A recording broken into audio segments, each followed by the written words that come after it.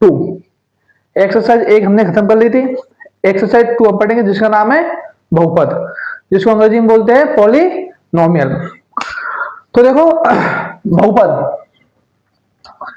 बहुपद की हम बात करें तो बहुपद दो प्रकार का होता है। बहुपद कितने प्रकार का होता है? दो प्रकार का। 10th क्लास में दो प्रकार का ही सिलेबस में है ना। एक है रैखिक बहुपद, एक कौन सा है? रैखिक बहुपद। और दूसरा है हमारा द्विघात, द्विघात बहुपद। रैखिक बहुपद जिसको अंग्रेजी में बोलते हैं लाइनर पॉलिनोमियल, द्विघात बहुपद जिसको अंग्रेजी में बोलते हैं क्वाड्रिक पॉलिनोमियल। पहले ये बताओ बहुपद होता क्या है? बहुपद होता क्या है? जैसे कि एक होता है बहुपद में चर, एक ही होता है चर। चर होता है जैसे x, y, z, ये क्या है? चर है। यानी कि हमें यदि देखिए x का मान हम एक ले सकते हैं, x का मान हम 3 ले सकते हैं, x का मान हम 1/2 ले सकते हैं, x का मान हम -3/2 ले सकते हैं। यानी x का मान हम कुछ भी ले सकते हैं। यानी x का मान क्या होता है? चेंज। क्या होता है? चेंज होता है, यानी परिवर्तित परिवर्तित होता रहता है। जबकि हम बात करें अचर की, कांस्टेंट, किसकी बात करें? अचर की, जिसे बोलते हैं अंग्रेजी में कांस्टेंट, चर को बोलते हैं वेरिएबल, है ना। कांस्टेंट की बात करें जैसे 5 को हम केवल 5 ले सकते हैं, 5 को 5 ही ले सकते हैं, 6 को 6 लिख सकते हैं। यानी अचर कांस्टेंट क्या होता है? फिक्स होता है।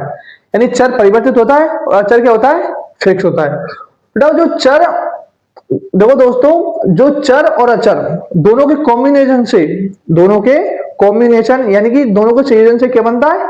बहुपद बनता है। जैसे हम बात करें 4x प्लस 3, क्या बात करें? 4x plus 3। यहां पर देखो x क्या है? चर, वेरिएबल, है ना। 3 क्या है यहां पर? अचर, कांस्टेंट। तो चर और अचर दोनों को संयोजन कौन कर रहा है? यहां पर प्लस माइनस आ सकते हैं, प्लस भी आ सकता है और माइनस भी आ सकता है। तो दोनों को संयोजन से क्या बना है? क्या बना है हमारा? बहुपद बना है। क्या बना है? पॉलिनोमियल बना है, बहुपद बना है। तो ये होता है क्या? बहुपद। इसमें कितने पद है? तो 4x एक पद है, प्लस 3 दूसरा पद है। तो दो पदों के संयोजन से क्या बना है? बहुपद। या 3 पदों के संयोजन से भी क्या बन सकता है? क्या बहुपद? जैसे 2x square plus 3x plus 5, ये है। इसमें देखो एक पद ये दिया, दूसरा पद ये दिया और तीसरा पद ये दिया। तो इसमें कितने पद है? 3। तो ये क्या है? 3 पदों का एक क्या बना है? बहुपद बना है ना। तो ये होता है बहुपद। यानी बहुपद चर और अचर के संयोजन से मिलकर बनता है। अच्छा, अब हम अगला बात करेंगे क्या किसका दिया? रैखिक बहुपद क्या होता है? रैखिक बहुपद क्या होता है? तो रैखिक बहुपद में हम बात करेंगे वह बहुपद, वह बहुपद जिसमें चर की अधिकतम घात क्या हो? चर की अधिकतम घात 1 हो। वह बहुपद जिसमें चर की अधिकतम घात क्या हो? 1 हो। तो वो क्या होती है? रैखिक बहुपद होता है। जैसे हम उदाहरण माने 3x प्लस 5, देखो इसमें चर क्या है? x, ये क्या है? चर। 3 क्या है? ये क्या है? चर का गुणांक, यानी x का गुणांक है। Coefficient, x of coefficient, x का कोफिशिएंट कितना है? 3। चर कितना है? x। 5 क्या है? कांस्टेंट, यानी अचर है। तो इसमें चर की अधिकतम घात कितनी है? 1। तो ये क्या है? एक घात का रैखिक बहुपद है, यानी ये क्या है? रैखिक बहुपद है ना। दूसरा हम ले कि x √5x प्लस 3, क्या ये बहुपद है? ये सर यहां पर √5 आ रहा है। हाँ, तो वो x का गुणांक क्या आ रहा है? √5 आ रहा है। उससे कोई फर्क नहीं पड़ेगा। हमें सिर्फ ये देखना है कि जो ये चर है, जो ये वेरिएबल हमको दिया हुआ है, इस वेरिएबल की अधिकतम घात कितनी है? एक। कितनी अधिकतम घात? एक। तो ये क्या है? रैखिक बहुपद। हम बात करें sir 5x plus 3y plus 2, क्या ये एक घात का क्या ये रैखिक बहुपद है? तो इसमें देखो बेटा चर कितने हैं? दो। एक चर है x, एक चर है y। x की पावर कितनी है? एक। y की पावर कितनी है? एक। तो ये क्या है? दो चर का रैखिक बहुपद है। दो चर वाला क्या है? रैखिक बहुपद है। ये हमारा क्या है? रैखिक बहुपद। और यदि हम रैखिक बहुपद के मानक रूप की बात करें, किसकी बात करें? मानक रूप। रैखिक बहुपद का मानक रूप कहने का मतलब ये होता है कि ax प्लस b, यहां पर x क्या है? वेरिएबल, यानी कि चर है। और ये क्या है? वेरिएबल का कोफिशिएंट है, यानी x का क्या है? गुणांक है। चर का क्या है? गुणांक। और b क्या है? कांस्टेंट है, यानी अचर है। ये इसका क्या है? मानक रूप है। x क्या है? चर। यहाँ पर a क्या है? ये x का क्या है? गुणांक है। और b क्या है? अचर। ये इसका क्या हो गया? मानक रूप हो गया। यदि हम इसके ग्राफ की बात करें कि सर इसका ग्राफ क्या बनेगा, यदि इसके ग्राफ की बात करें हम, तो रैखिक बहुपद का ग्राफ की हम बात करें तो ये होता मूल बिंदु। क्या होता है? ये मूल बिंदु। ये होता है एक्स अक्ष और ये होता है वाई अक्ष। तो इसके ग्राफ की बात करें तो इसका ग्राफ ये बनेगा रैखिक। क्या बनेगा? रैखिक लाइनर ग्राफ इसका बनेगा। ऐसे ही हम बात करें द्विघात बहुपद की, क्वाड्रिक पॉलिनोमियल। तो क्वाड्रिक पॉलिनोमियल क्या होता है? तो वह हम इसमें लिखेंगे कि वह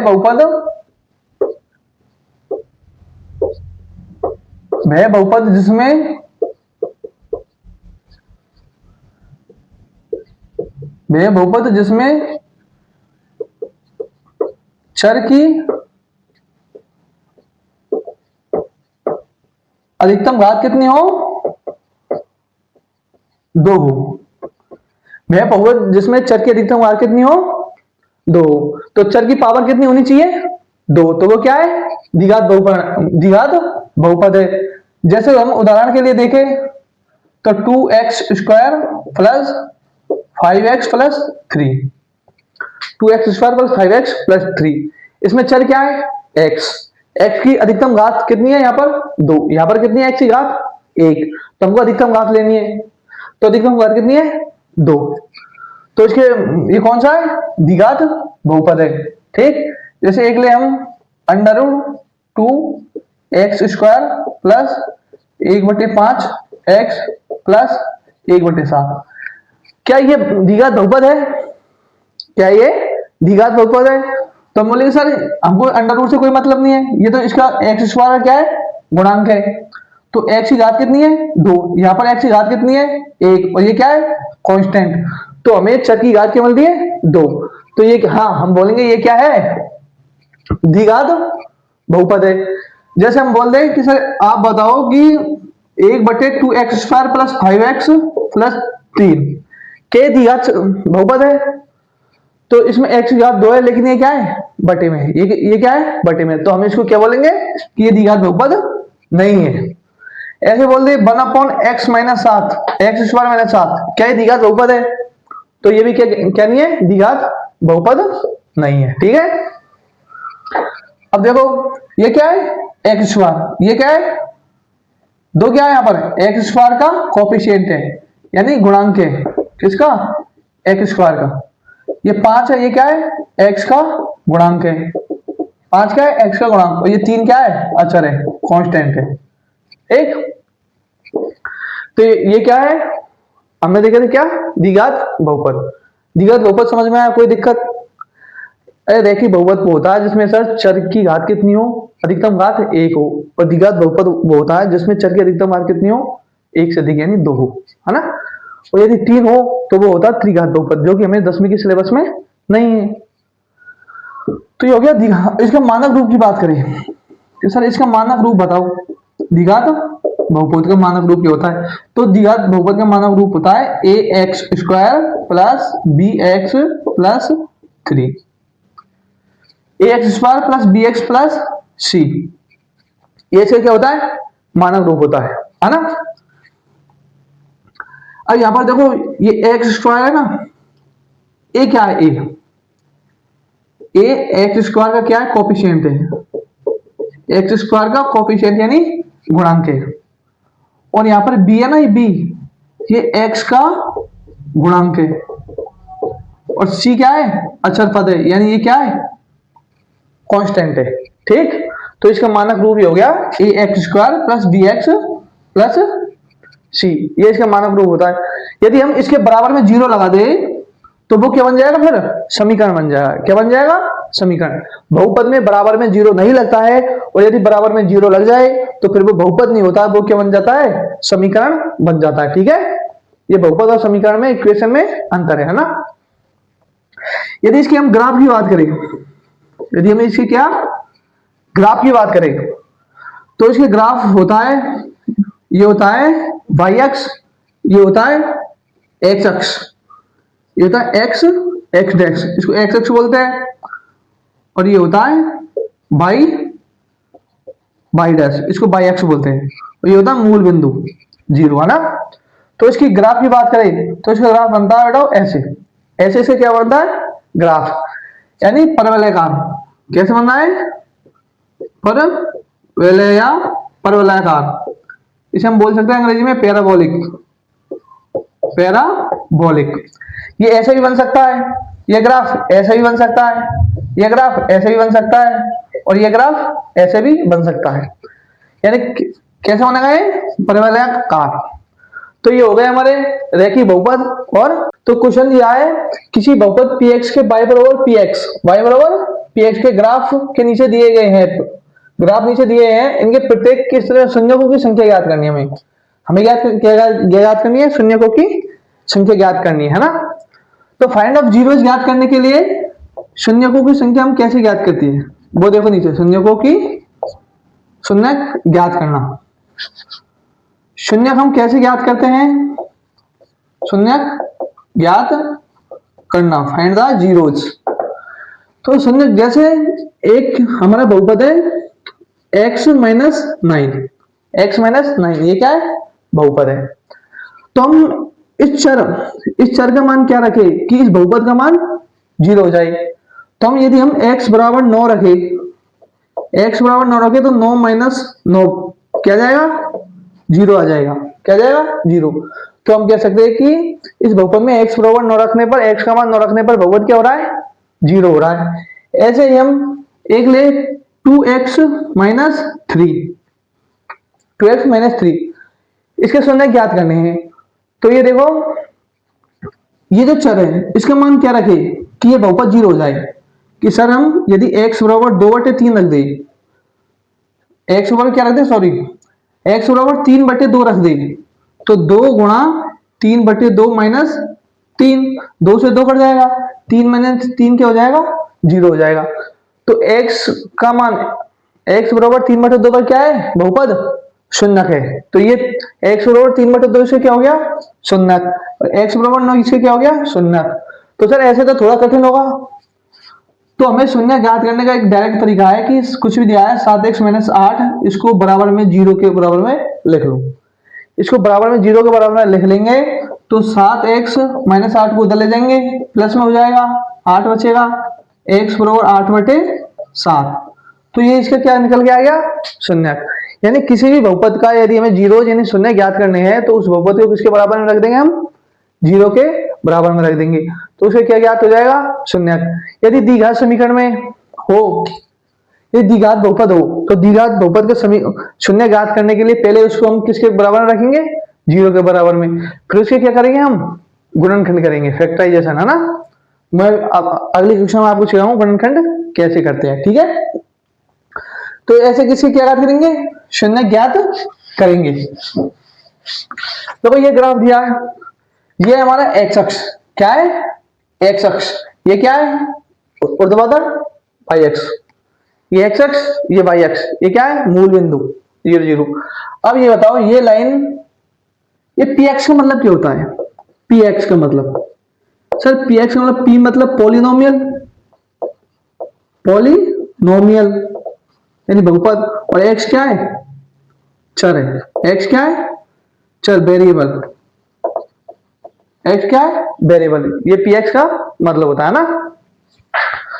तो हम ग्राफ में देखेंगे कि शून्य को संख्या याद करनी है। तो ये बताओ, ये लाइन ये एक्स अक्ष को काट रही है क्या, नहीं काट रही। तो इसमें शून्य की संख्या क्या है, जीरो, क्योंकि एक्स अक्ष को एक भी बार टच नहीं करी, तो शून्य की संख्या क्या है, जीरो। इसमें देखो एक्स अक्ष को कितनी बार काटती है, हमें ये देखना है ये एक्स अक्ष को कितनी बार काट रही है। तो ये लाइन एक्स अक्ष को एक बार काट रही है, तो शून्य की संख्या क्या हो गई इस ग्राफ में, दूसरे में एक, इसमें जीरो, इसमें एक। इसमें देखो एक्स अक्ष को कितनी बार काट रही है, एक, दो, तीन, तो शून्य की संख्या कितनी हो गई, तीन। इसमें देखो एक्स अक्ष को कितनी बार काट रही है, दो बार, तो शून्य की संख्या क्या हो गई, दो। इसमें देखो एक्स अक्ष को ये ग्राफ कितनी बार काट रहा है, एक, दो, तीन और चार, तो शून्य की संख्या क्या हो गई इसमें, चार हो गई। इसमें देखो एक्स अक्ष को कितनी बार टच कर रहा है, एक बार, दो बार और ये तीन बार, तो इसमें शून्य की संख्या क्या हो गई, तीन हो गई। तो शून्यकों की संख्या ज्ञात करने के लिए ग्राफों में हमें ये देखना है कि सर जो एक्स अक्ष की जो क्षैतिज लाइन है ना, ऊर्ध्वाधर नहीं देखनी, ऊर्ध्वाधर बाई अक्ष की होती है। हमें जो एक्स अक्ष की देखनी है, जो क्षैतिज लाइन है, उसको ये ग्राफ कितनी बार काट रहा है। इसमें देखो एक भी बार नहीं काट रहा है एक्स अक्ष को, ये बाई अक्ष को काट रहा है, बाई अक्ष में कोई मतलब नहीं है ना, हमें एक्स अक्ष देखना है। तो ये शून्य क्या है इसमें, जीरो। इसमें एक बार काट रहा है, एक शून्य के। इसमें एक्स अक्ष को तीन बार काट रहा है, तीन शून्य के। इसमें माइनस एक्स अक्ष को, प्लस एक्स अक्ष को या माइनस एक्स अक्ष है ना, तो माइनस एक्स अक्ष को दो बार काट रहा था, दो शून्य के। इसमें एक्स अक्ष को चार बार काट रहा है, ऐसे इसमें एक्स अक्ष को कितनी बार काट रहा है, तीन बार काट रहा है। तो ये हमारे 2.1 प्रश्न वाले में ये ग्राफ दिए हुए हैं और इनमें शून्य को भी संख्या पूछी है, तो हमने बता दिया। हम इसको ऐसे लिख देंगे, लिखने का तरीका, ग्राफ ऐसे लिखेंगे, ग्राफ पहले माना, ग्राफ एक्स अक्ष को एक भी बार नहीं काटता है, अतः शून्य को, बहुपद में शून्य की संख्या क्या है, जीरो है। ऐसे ही हम दूसरे में लिख लेंगे कि ग्राफ एक्स अक्ष को एक बार काटता है तो शून्य की संख्या एक है। ऐसे इसमें लिख लेंगे, ऐसे इसमें लिख लेंगे, ऐसे ये लाइन, ऐसे ही इसमें लिख लेंगे कि ग्राफ एक्स अक्ष को तीन बार काटता है, शून्य की संख्या तीन है। ठीक, तो ये हमारी क्या हो गई प्रश्नावली 2.1 कंप्लीट है ना। इसको लिखो अभी,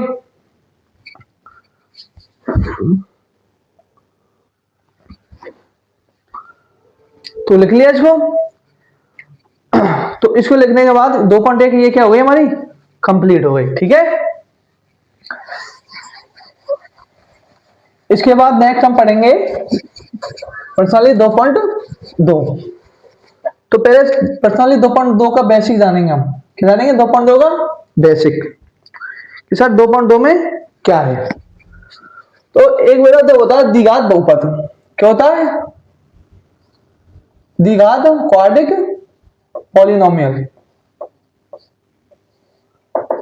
द्विघात बहुपद होता है, इसका मानक रूप मैंने बताया था, इसका मानक रूप होता है A X square plus B X plus C, A X square plus B X plus C. ठीक, ये हमने बताया था, ये होता है क्या, अचर पद, सॉरी चर पद। ये एक्स स्क्वायर का गुणांक होता है, कोफिशिएंट ऑफ एक्स स्क्वायर का कोफिशिएंट। ये हमने बताया था, ये एक्स होता है, बी क्या होता है, एक्स का कोफिशिएंट, कोफिशिएंट ऑफ एक्स। ये क्या होता है, कांस्टेंट, अचर पद होता है। ये क्या होता है, कांस्टेंट अचर पद होता है ना। ये हमने द्विघात बहुपद में देखा था। माना कि इसके क्या है, शून्यक, माना इसके शून्य क्या है,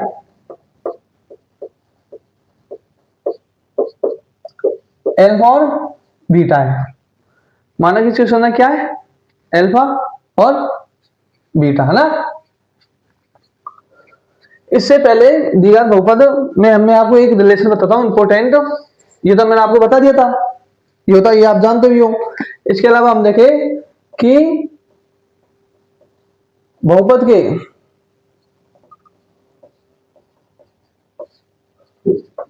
के शून्य को व गुणांकों में संबंध, बहुपद के शून्य को व गुणांकों में क्या संबंध हम देखेंगे। सर बहुपद के गुणांकों और शून्यकों में क्या संबंध होता है। Relation polynomial of zeros and coefficient, है ना। सर एक होता है बहुपदों का,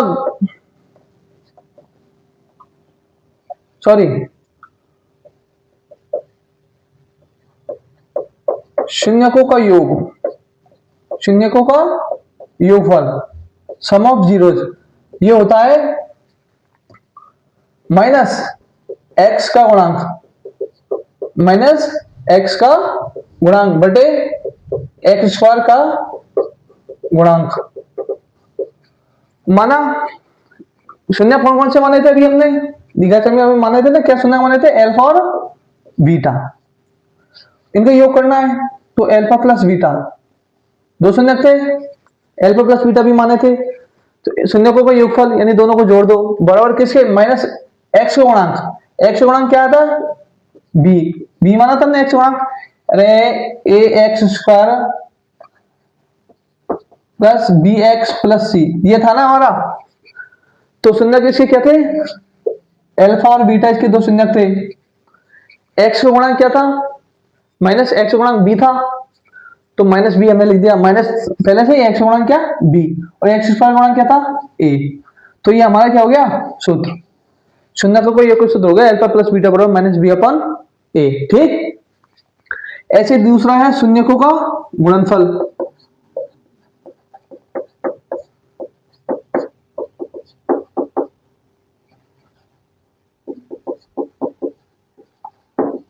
शून्य को गुणनफल होता है अचर पद